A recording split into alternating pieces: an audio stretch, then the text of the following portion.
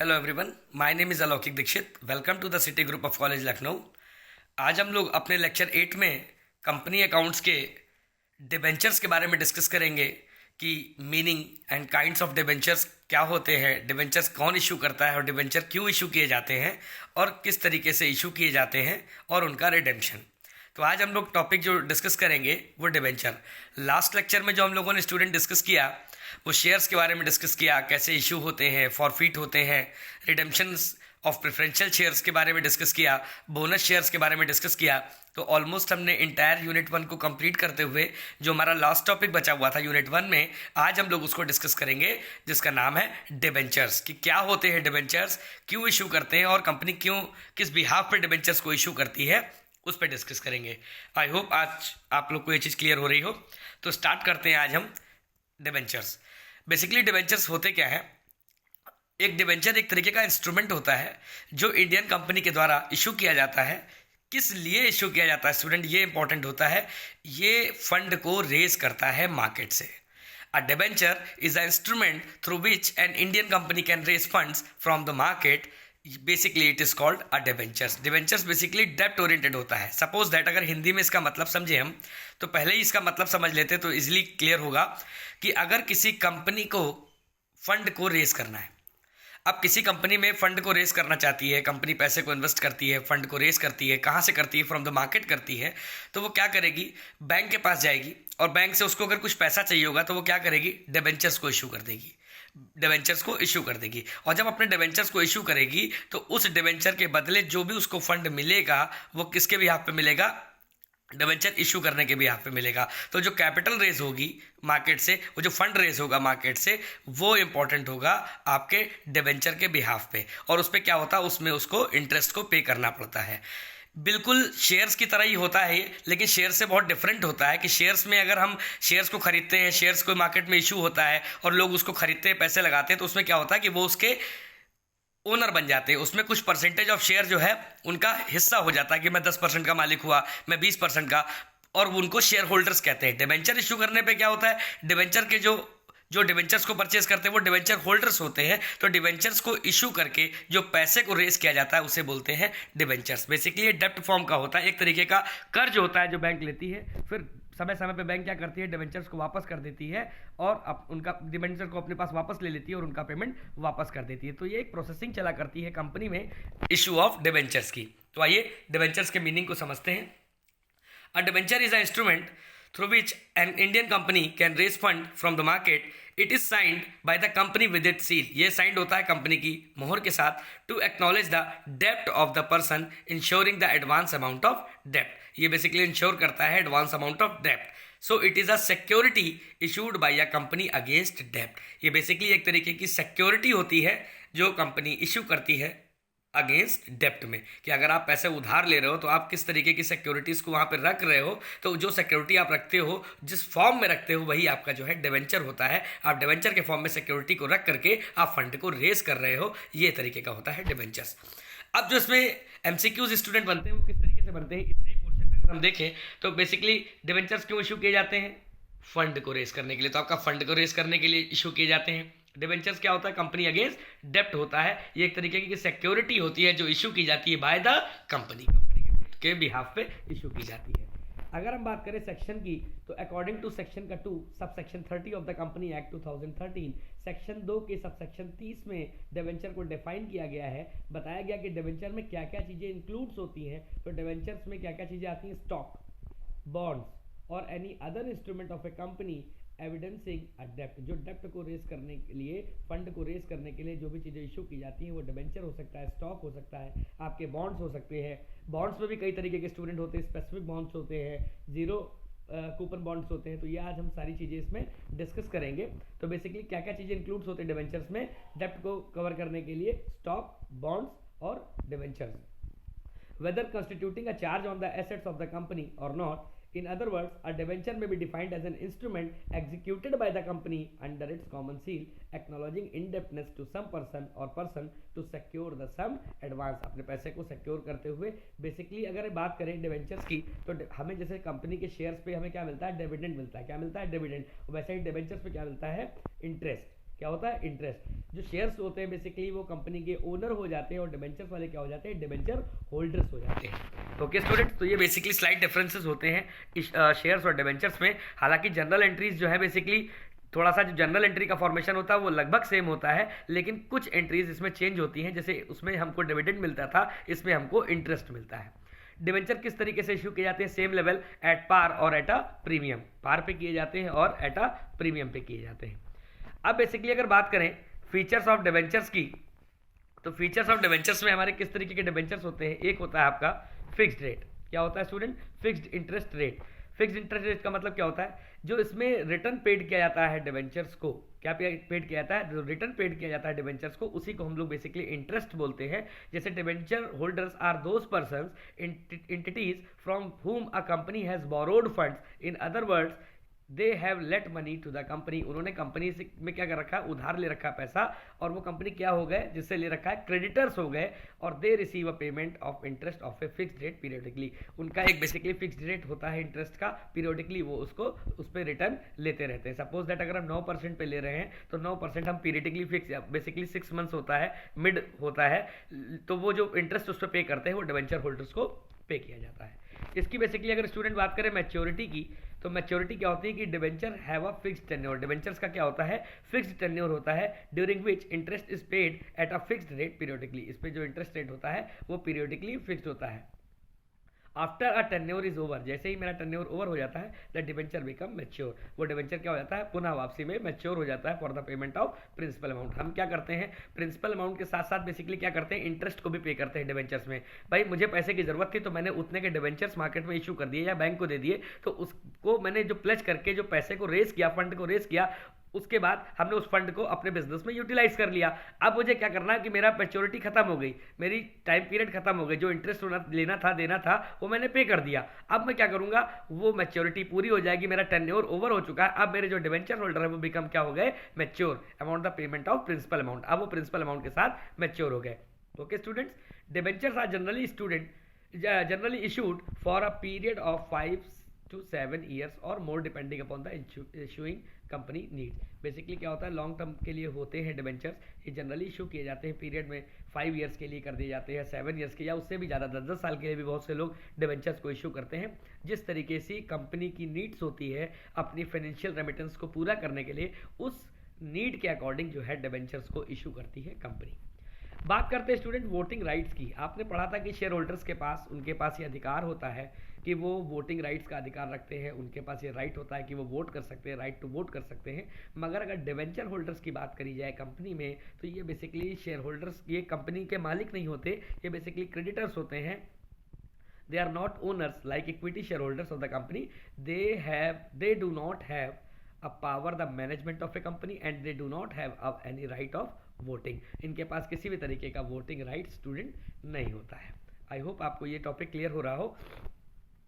Secured assets, basically क्या होती है, डिवेंचर्स आर सिक्योर्ड इंस्ट्रूमेंट और एसेट। डिवेंचर्स जो है इशू किए जाते हैं कुछ सिक्योर, जैसे बात करें अगर कोलेटरल सिक्योरिटी की, अभी हम लोग आगे टॉपिक पढ़ेंगे, तो डिवेंचर्स कोलेटरल सिक्योरिटी के भी यहाँ पे भी इशू किए जाते हैं। आपको अगर आप डिवेंचर इशू कर रहे हो तो आप डिवेंचर किस तरह के इशू कर रहे हो, मान लीजिए आप हमारा पेमेंट नहीं दे पाए, आप हमसे डिवेंचर दे करके पैसे को रेस कर रहे हो, बैंक से रेस कर रहे हो, तो क्या करते हैं ये लोग, कुछ सिक्योर्ड एसेट्स अपने पास रख लेते हैं कुछ पीरियडिकली टाइम के लिए। उस पीरियडिकली टाइम के लिए आप अपने पेमेंट को आप जो है इंटरेस्ट के साथ साथ पेमेंट करते हो, और अगर आप पेमेंट नहीं कर पाओगे तो ऐसी स्थिति में क्या होगा, हम इंटाइल्ड पैसे को कवर करने के लिए आपकी एसेट्स को जो आपने ऑलरेडी रख रखी थी एज ए सिक्योरिटी, उसको हम सेल करके कंपनी जो है पैसे को वसूल कर लेती है। तो बेसिकली क्या होता है, सिक्योर्ड एसेट्स भी होते हैं। Debentures are the secured instrument और assets in case of failure on the part of issuing company in payment of periodical interest on debentures और repayment of the principal amount that debenture holders are entitled to recover their dues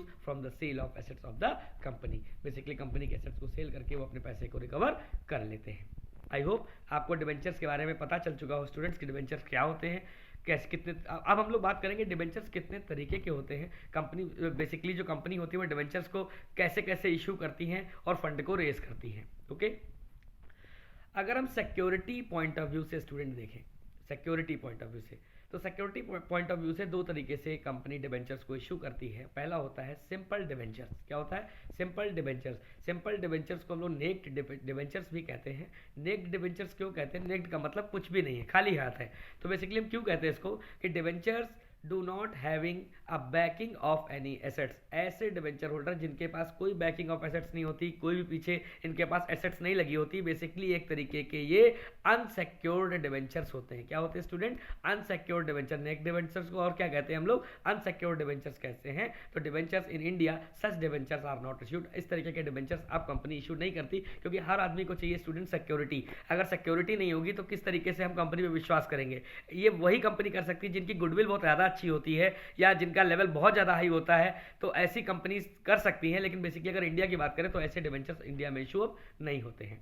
किस तरीके के होते हैं? Mortgage debentures. Mortgage का मतलब क्या होता है? बेसिकली अगर हिंदी में देखें तो इसका मतलब होता है गिरवी रखना। मॉर्टगेज मतलब प्लेस कर देना, किसी भी चीज़ को गिरवी रखना। ओके तो डिबेंचर्स विच आर सिक्योर्ड, नाम ही में क्लियर है कि ऐसे डिबेंचर जो सिक्योर्ड हो, have the banking of the other specific asset of all the assets.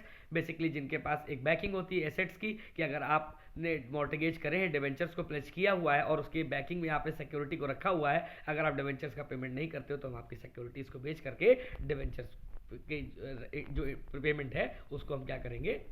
Receive कर लेंगे।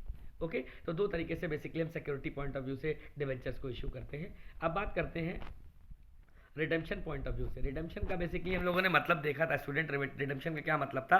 पेमेंट आप रिटर्न करते हो। हम लोगों ने प्रेफरेंशियल शेयर्स में पढ़ा था। रिडेम्पशन का मतलब आपने जो पैसा लिया हुआ है अब उस पैसे को आप वापस कर देते हो after a period of time, तो उसे बोलते हैं redemption. Redemption point of view से अगर बात करें डिबेंचर्स की तो दो तरीके से डिबेंचर्स इशू होता है। किस तरीके से? एक होता है रिडीमेबल डिबेंचर्स और दूसरा होता है स्टूडेंट इरिडीमेबल डिबेंचर्स। रिडीमेबल क्या हो जाता है? जो रिडीम्ड हो जाते हैं एक फिक्स पीरियड ऑफ टाइम में, जो स्पेसिफिक पीरियड्स के बेस पे जो लाइफ टाइम इशू करती है कंपनी, ऐसे शेयर्स को जो रिडीम हो जाते हैं उन्हें हम रिडीमेबल डिबेंचर्स कहते हैं। Debentures which are repayable at a specific date in lump sum और in instalment periodicities during the lifetime of issuing a company such termed as redeemable debentures। Basically क्या होता है कि जो रिडीम हो जाते हैं, जो कन्वर्ट हो जाते हैं, उसे हम रिडीमेबल डिबेंचर्स कहते हैं। इरिडीमेबल डिबेंचर्स जो basically which are not repayable during the life time, जो during the life time repayable नहीं होते हैं, ऐसे शेयर्स को हम क्या बोलते हैं? ऐसे डिबेंचर्स को हम क्या बोलते हैं? Irredeemable debentures. अब क्वेश्चन जो आपका एमसीक्यू का बनता है स्टूडेंट, मैंने अंडरलाइन कर रखा है यहाँ पे कि they are also known as perpetual debentures. Perpetual debentures किसको कहते हैं? इरिडीमेबल डिबेंचर्स को भी परपेचुअल डिबेंचर्स कहते हैं, जो इरिडीमेबल मतलब रिडीम नहीं होते हैं। ओके अब थर्ड केस जो हम लोग पढ़ेंगे वो पढ़ेंगे from transferability point of view. जो ट्रांसफर हो जाते हैं उनको क्या बोलते हैं? एक होता है बेसिकली बियरर डिबेंचर और एक होता है रजिस्टर्ड डिबेंचर। बियरर का मतलब क्या होता है? नॉर्मली आप, मैं या कंपनी के कोई भी सदस्य या बैंक जो भी जिसके पास रखे हुए वो बियरर होती है, जिसमें क्या होता है जैसे सपोज दैट ए ने अपने पास डिबेंचर्स लिए, अब ए ने बी को ट्रांसफर कर दिए, बी ने सी को ट्रांसफर कर दिए, सी ने डी को ट्रांसफर कर दिए। तो ऐसे क्या हो रहा है कि आपके पास ट्रांसफरेबिलिटी का ऑप्शन होता है कि आप जो डिबेंचर्स को ट्रांसफर कर सकते हो अनदर पर्सन पे। तो as the name indicate such debentures are payable to the bearer, जिसका नाम वहां पे रजिस्टर्ड होगा जो इंटरेस्ट कूपन को अटैच्ड करेगा, ऐसे डिबेंचर्स को हम बियरर डिबेंचर्स के नाम से जानते हैं। These can be transferred just by delivery. Endorsement by the holder is also not required. इसमें क्या होता है? इंडोर्समेंट होल्डर नॉट रिक्वायर्ड होता है। Even interest is also payable to the bearer who tenders the interest coupon. जो interest coupon को charge करता है, लगाता है, अटैच करता है, वही बियरर डिबेंचर्स का मालिक होता है, वही इंटरेस्ट को करता है। ओके तो ये होते हैं बियरर डिबेंचर्स। ये ट्रांसफरेबिलिटी के ऑप्शन को फॉलो करता है, इसमें ट्रांसफर हम कर सकते हैं। लेकिन जो रजिस्टर्ड डिबेंचर होता है स्टूडेंट, इसमें ये ऑप्शन नहीं होता कि आप ए से चाहो बी को ट्रांसफर कर लो, बी से सी को ट्रांसफर करो। हाँ आप तब कर सकते हो जब आप कंपनी की परमिशन ले लें, कंपनी से अथॉरिटी ले लें, क्योंकि रजिस्टर्ड डिबेंचर्स क्या होते हैं? ये बेसिकली डिबेंचर होल्डर्स वो होते हैं जो रजिस्टर्ड होते हैं कंपनीज की बुक्स में। क्या होते हैं? कंपनीज की बुक्स में। जैसे फॉर एग्जाम्पल आपका क्या नाम है, आपने डिबेंचर कब खरीदा, आपने कितना इंटरेस्ट पे किया, तो ये सारी की सारी चीज़ें रजिस्टर्ड डिबेंचर होल्डर्स की कंपनी के पास रखी होती हैं। और अगर कंपनी के पास ये कंपनी राइट्स दे दे कि हाँ such debenture are transferable by executing a transfer deed, अगर आप ट्रांसफर डीड को बनाते हो और कंपनी से सील लगवा लेते हैं, उस केस में आप क्या करते हो? डिबेंचर्स को ट्रांसफर कर सकते हो, अदरवाइज नहीं कर सकते। लेकिन बियरर डिबेंचर्स के केस में आपको कंपनी की रिक्वायरमेंट नहीं होती, आप इंडोर्स कर सकते हो कब? जब जो इंटरेस्ट कूपन चार्ज करेगा वही बेयरर डिबेंचर्स का असली मालिक होगा। क्योंकि पैसे वसूलने के टाइम पर हम ए को ढूंढें कि बी को ढूंढें, हमारे पास सिचुएशन आ जाती है। तो ऐसे केस में क्या होता है, रजिस्टर्ड डिबेंचर्स में क्या होता है कि कंपनी ये एक डीड बनवा लेती है, ट्रांसफर डीड बनवा लेती है, उसको एग्जीक्यूट कर देती है। तो जिसके नाम पे डीड होती है उसी को हम रजिस्टर्ड डिबेंचर्स मानते हैं। ओके स्टूडेंट, अब बात आती है कन्वर्टिबिलिटी की। कन्वर्टिबिलिटी के हिसाब से डिबेंचर्स दो तरीके के होते हैं, एक होता है कन्वर्टेबल डिबेंचर्स, एक होता है non convertible debentures. Holders of convertible debentures have the option to convert them into equity. जो डिबेंचर्स मेरे इक्विटी में ट्रांसफर हो जाते हैं, जो शेयर्स में ट्रांसफर हो जाते हैं, उनको हम कन्वर्टेबल डिबेंचर्स कहते हैं। और जो मेरे ट्रांसफर नहीं होते हैं उनको हम नॉन कन्वर्टेबल डिबेंचर्स कहते हैं। Holders of non convertible debentures have no option to convert them into equity. आप नहीं कर सकते। ओके, अब बात करते हैं coupon rate of point of view की। मैंने बताया था कि डिबेंचर्स में क्या क्या इंक्लूड होता है, कूपन्स भी होते हैं बेसिकली। तो कूपन्स मैंने बताया कि दो तरीके के बेसिकली कूपन्स होते हैं, एक होता है specific coupon rate of debenture, एक होता है zero coupon rate of debenture. Specific coupon क्या होते हैं? These debenture are issued with the specific rate of interest. Specific मतलब स्पेसिफिक रेट होता है 6%, 7%, 8%, 9%, तो जिन पर रेट ऑफ इंटरेस्ट होता है। तो ऐसे कूपन्स को हम लोग बोलते हैं कूपन रेट। ये बहुत ही पुरानी प्रथा चल रही है कि हम कूपन्स को इशू करके हम फंड को रेस कर लें, हम डिबेंचर्स को इशू करके फंड को रेस कर लें। बहुत पुरानी प्रथा चल रही है। तो कूपन सिस्टम बहुत ही पुराना सिस्टम है। लेकिन अगर जीरो कूपन की बात करें तो जीरो कूपन जो है do not carry a specific rate of interest. इसमें कोई भी रेट ऑफ इंटरेस्ट नहीं होता। सर जब इसमें रेट ऑफ इंटरेस्ट नहीं होता है तो हम इसमें पैसे क्यों इशू करें? हम पैसे इसमें क्या फायदा? तो इसमें कंपनी क्या करती है, आपसे बेसिकली इंटरेस्ट काट के पैसा देती है। सपोज दैट अगर 2 लाख के डिबेंचर्स है और आपको कोई भी इंटरेस्ट इस पर नहीं मिल रहा है, तो लेकिन कंपनी क्या कर रही है कि 2 लाख के डिबेंचर्स 1 लाख में इशू करे दे रही है। तो ऐसे डिबेंचर्स को हम क्या मानेंगे students? Zero coupon rate of debentures मानेंगे। मतलब इस पर इंटरेस्ट रेट तो नहीं, स्पेसिफिक रेट नहीं है, लेकिन आपको वो 50% मिल रहे हैं, 60% मिल रहे हैं। तो ऐसे जो डिबेंचर्स होते हैं इनको हम क्या बोलते हैं? Zero coupon rate debentures. आई होप आपको जो पॉइंट्स हैं वो चीज़ क्लियर हो गई हो, कितने टाइप्स के डिबेंचर्स होते हैं वो सारी चीज़ें क्लियर हो गई हो। तो आपने पढ़ा कि सिक्योर्ड होता है, अनरजिस्टर्ड होता है, रजिस्टर्ड होता है, कन्वर्टेबिलिटी पॉइंट ऑफ व्यू से होते हैं, कूपन रेट के पॉइंट ऑफ व्यू से होते हैं। तो ये बेसिकली जो है आपके टाइप्स ऑफ डिबेंचर्स होते हैं। अब स्टूडेंट बात करते हैं इशू ऑफ डिबेंचर्स की। इसी पे हम लोग जो अगला लेक्चर लेंगे उसमें स्टूडेंट क्या करेंगे, इन्हीं के बिहाफ पे हम लोग क्वेश्चंस को लगाएंगे। क्या सर ये शेयर से डिफरेंट क्वेश्चन होते हैं? एंट्रीज प्रॉपर लगभग थोड़ी सी सेम होती है, बस थोड़े बहुत ट्रीटमेंट के चेंजेस होते हैं। वो सारी चेंजेस हम लोग देखेंगे। अभी पहले हम लोग ये जान लें कि इशू ऑफ डिबेंचर्स किस तरीके से होते हैं। तो इशू ऑफ डिबेंचर जो अकाउंटिंग एंट्रीज हम लोग करेंगे वो 4 तरीके से करेंगे। A company can issue it's debenture the following veg. कौन कौन से होते हैं? Issue of debenture for cash, जब कैश के बेसिस पे डिबेंचर्स को इशू किया जाए तब एंट्रीज क्या होंगी student? Issue of debenture for consideration other than cash, अगर अदर देन कैश में आप डिबेंचर्स को इशू कर रहे हो, ऐसे सिचुएशन पे क्या जनरल एंट्रीज, अकाउंटिंग एंट्रीज बनेंगी इशू ऑफ डिबेंचर्स की।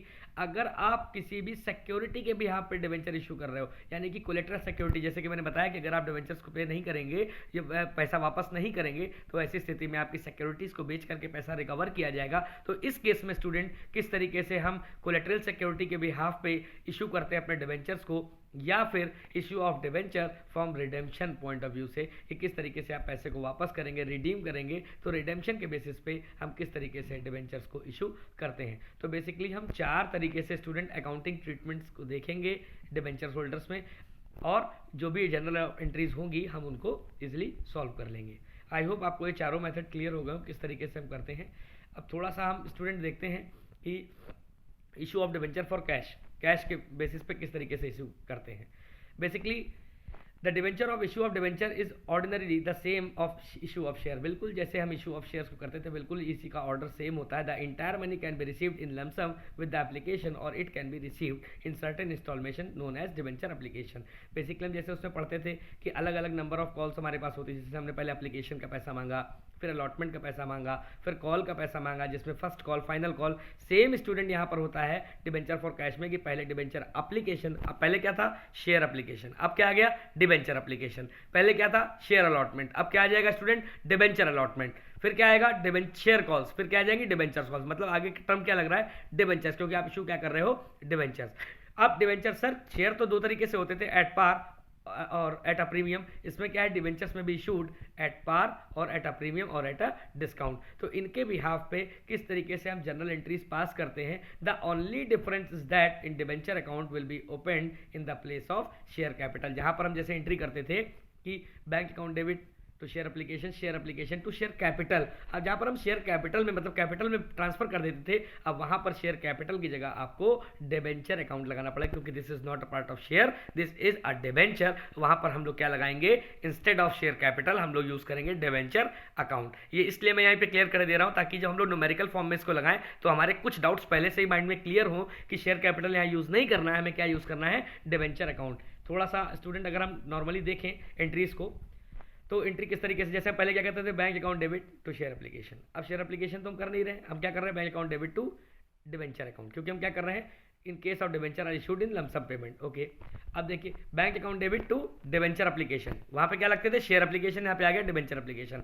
अब हम करते थे share application to share capital. अब शेयर एप्लीकेशन नहीं कर रहे हो आप, डिबेंचर एप्लीकेशन को किस में कर रहे हैं, टू डिबेंचर्स, क्योंकि शेयर कैपिटल के इंस्टेड में हम क्या यूज करेंगे, to debentures. Sir number of entries के अमाउंट क्या होंगे, वो डिपेंड करेगा सिचुएशन पे। जब सवाल आएगा मेरे पास तो उसमें हम इजीली निकाल लेंगे वैल्यू, उसको सेम उसी तरीके से निकाली जाती है। बस फर्क सिर्फ स्टूडेंट इतना है कि हम शेयर कैपिटल की जगह पे हम डिबेंचर्स को यूज करेंगे। अब जैसे शेयर अलॉटमेंट आप लिखते थे तो यहाँ लिखेंगे debenture allotment account debit to debentures, फिर bank account debit to debenture allotment, debenture call account debit to debenture account, bank account debit to debenture call account. I hope आपको ये सारी चीज़ें क्लियर हो गई हूँ। अब इसमें जो भी प्रैक्टिकलिटी बनती है स्टूडेंट्स, जो भी एमसीक्यूज बनेंगे वो हम लोग अगले लेक्चर में डिस्कस करेंगे। इस चैप्टर को हम लोग 3 लेक्चर्स में स्टूडेंट वाइंड अप करेंगे। आई होप आपको ये टॉपिक क्लियर हुआ हो। Thank you class.